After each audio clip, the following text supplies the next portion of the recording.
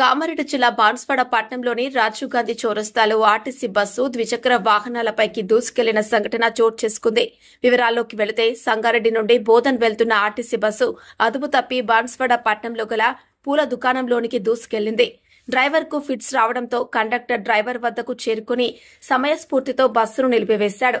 దీంతో పెను ప్రమాదం తప్పిందని ప్రయాణికులు ఊపిరి పీల్చుకున్నారు. ఈ రోడ్డు ప్రమాదంలో పూల దుకాణం వద్ద నిలిపి ఉంచిన ద్విచక్ర వాహనాలు ధ్వంసమయ్యాయి. ప్రమాదంలో ఎవరికీ ప్రాణాపాయం, గాయాలు కాలేదు. పోలీసులు ఘటనా స్థలానికి చేరుకుని విచారణ చేపట్టారు.